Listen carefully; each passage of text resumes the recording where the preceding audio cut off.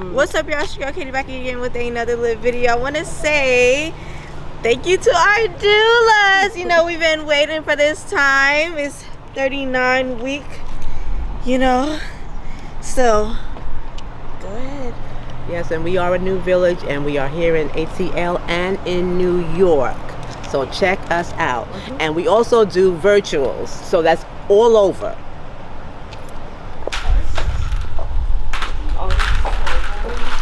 It's like walking.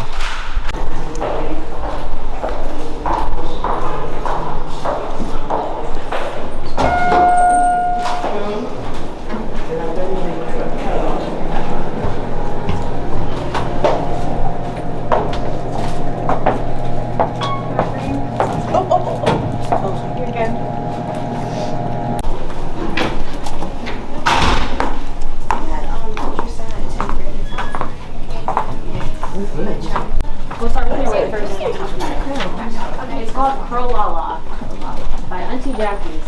It's my favorite. Whenever you're ready.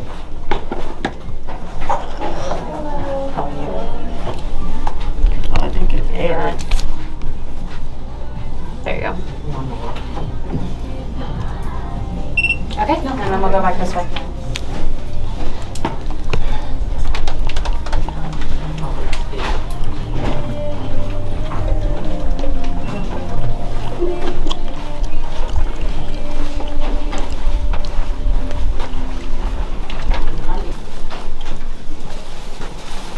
I sit over here. Around him today, make sure he's doing okay. And pull these down a little bit more. Oh, yes, that head all the way down there.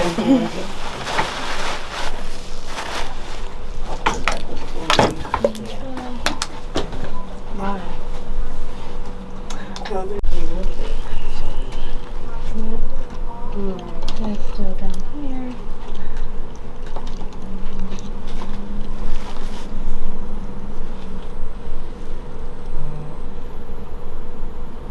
Heartbeating right there.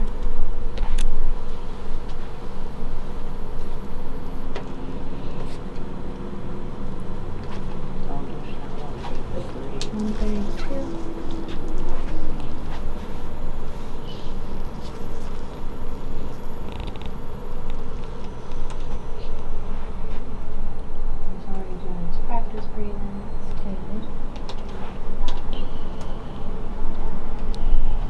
I saw you were here yesterday. Are you Yeah. okay? I was having high blood pressure. Is that better? Yeah. Okay, good.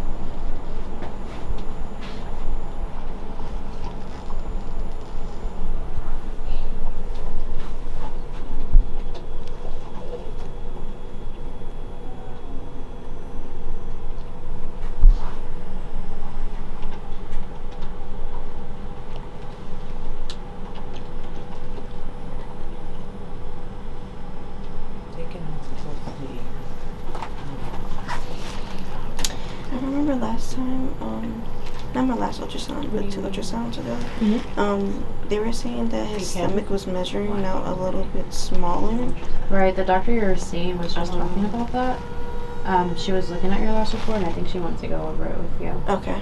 Yeah. Because we do the growth every 4 weeks, and that was like 2 weeks ago. Yeah. But this might be like your last ultrasound. Yeah. Have they talked about like induction or anything? No. What is it? Yeah, to see like roughly what he's at right now. Okay, so it should be like 6'6". 6 pounds, 6 ounces. How much was he last time? 6'2". Roughly.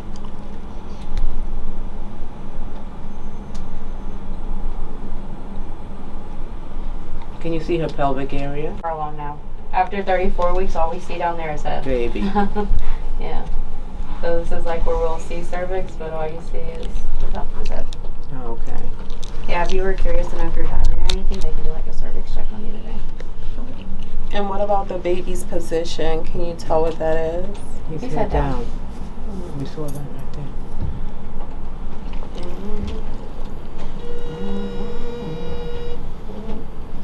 Surprised we're still getting profiles. Yeah, he waited to the end. Smushed, yeah. Right. Well, he's doing everything he needs to be. That's his face. Not that, but I don't know. Yeah, his face is up here. Is here where you are right now? Right. Now I'm angling to get it. His head's down here. He's looking down at her back. Okay. He's showing off spine. That's what he did the whole time. Yeah. This is how he's really laying. Mm-hmm. Back of his head, spine. And then we have a foot up here. Isn't that sunny side up? Sunny side is when they're looking. When they're looking up and stuff. He's looking behind at the button. We made it. Let's see. You know where that middle waiting area is? Yes. Yeah, you've been here a couple times. I'll see you guys. Okay. Good luck with everything. Thank you.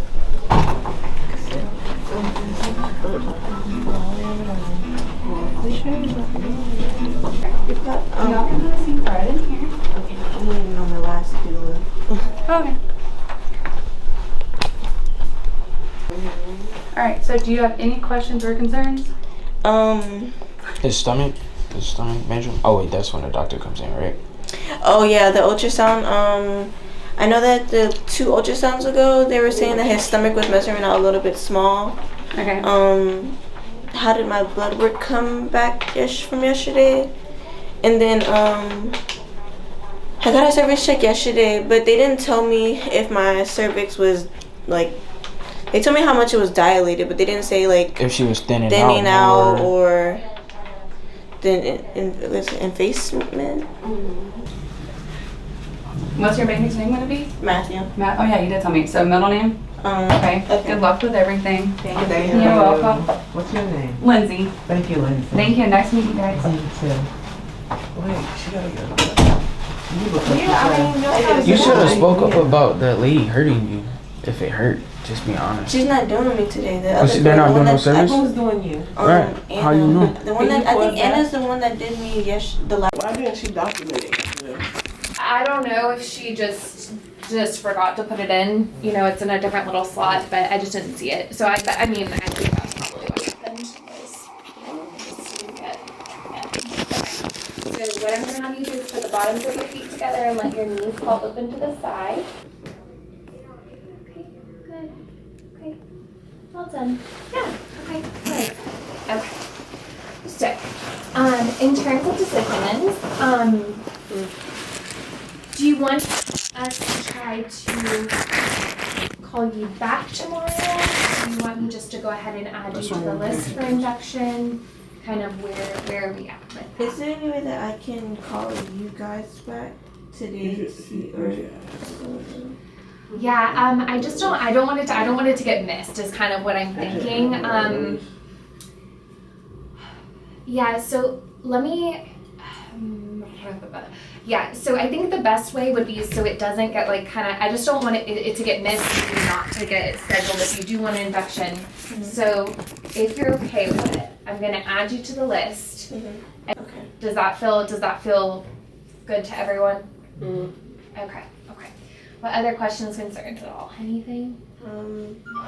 If he doesn't handle the induction well, yeah. That means I have to get a C-section, right? So we would talk with you then, but yeah, it would mean, cesarean birth. But some babies do fine, it would just depend on what baby does on the monitor. If he doesn't do well, yeah, will she have to get a C-section? What is the not doing well? What does that mean? She needs to be able to make an informed decision, and that's why she's asking. Yeah, of course. And that's something that's hard for me to say right now, right? Because it would depend on the clinical situation and the staff that's present there, right? Because there are the fetal heart rate strip, if we're a category 2, which is so there's different like fetal heart rate strips, right? So there's one that's category 1, which is beautiful, baby's doing well. Mm-hmm. Category 2 is in this gray area that some babies don't do so well, some babies do okay with it, okay?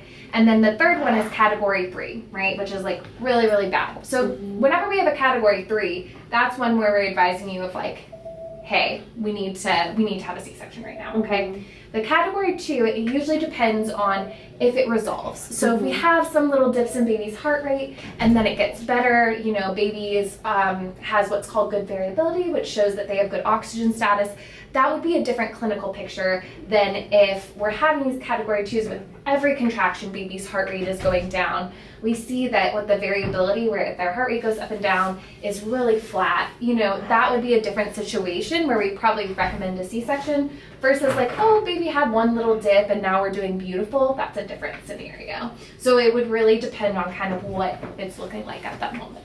Does that help a little bit? Yeah. Yes, thank you for explaining that to her. Yeah. Yeah. What other questions? After, since he has a growth, like something wrong with his belly, does it mean he has to stay in the hospital like a little bit longer? So it would just depend on how baby does after delivery. Some babies who are really small do really well. Some babies may need a little help. Often small babies have a hard time regulating their blood sugar, and so sometimes they may need a little monitoring for that, but it would just depend. But probably baby would do really well. Yeah. Okay. Is it okay for her to continue to take the evening primrose oil? Yeah, that's fine. Her mom mentioned something about castor oil. Do you advise against it? Yeah, so I usually do. You know, castor oil can bring on like precipitous kind of like labor contractions, and especially with baby being so small, I would say that that's one thing, right? It's similar to something that can add stress to baby. And if you think about it, you know, we wouldn't be monitoring baby when we have that, and so it's not as controlled. And so yeah, I would advise against. You know, some places will, you know, castor oil is something that like I know some birth centers will do, you know, but they usually are monitoring baby during that time. And so doing castor oil at home, especially with a baby that already has that risk of being stressed out, I would probably avoid. Yeah, but the primrose oil should be fine. Yeah. Okay. And are you diagnosing her with IUGR or no? Yeah, it is a diagnosis. It is a diagnosis. IUGR. Yeah. Okay. So it is actual diagnosis with that 5th percentile. So, okay. Tomorrow we can just or I'll probably add you today so that you know they can call you. But if they call you and you're like feeling not ready, you know you always have the right to decline. Just knowing that really just making sure we don't want to keep prolonging it. You know, baby looked beautiful today, but you know we want to. It's probably time to have baby. So okay, all right. Well, okay. Well, I'll get all that stuff together. They're gonna give you some paperwork too. So just wait here before they get the paperwork. Okay. All right. Okay. All right. And then your next visit with us is gonna be in 2 weeks. You are. This baby's gonna be fine, and so are you. What you mean? Yeah. Okay.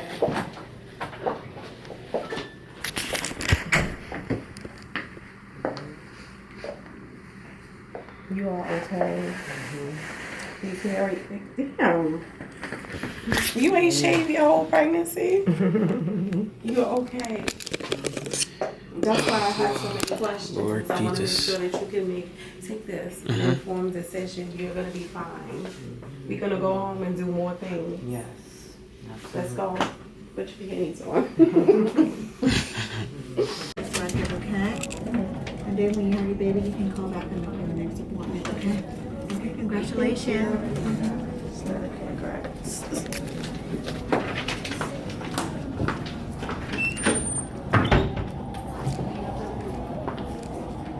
Got it, babe. IUGR is not uncommon. IUGR is actually more common because of their age, because they're young. So I need to hit here because in Jushi is always that you have all of the information that you need so that you can make a decision about what you want to do. And then even still like the stress that you're feeling right now, you need to be able to come down from all of that before you just like jump in, because you're jumping in stress and you're jumping in and you know you need to be calm. One of the questions that's really important is whether or not if your blood pressure goes up, can they still give you PIT? Can they still give you epidural? Because if they can't, then you being in the hospital, that's automatically letting us know that you may end up having a C-section, and if that's the case, then we need to prepare for that. Right. That's why I asked, and if you have more questions, you can always ask, hey, you know, if my blood pressure is this, am I still going to be able to continue with the induction? At what point do you call it induction? One of the things is that when the baby's heart rate changes, they may stop the induction. There's different ways that they treat that, but and that's why if they're going to do induction, that's what I said, because they could just, they would have started her on 2.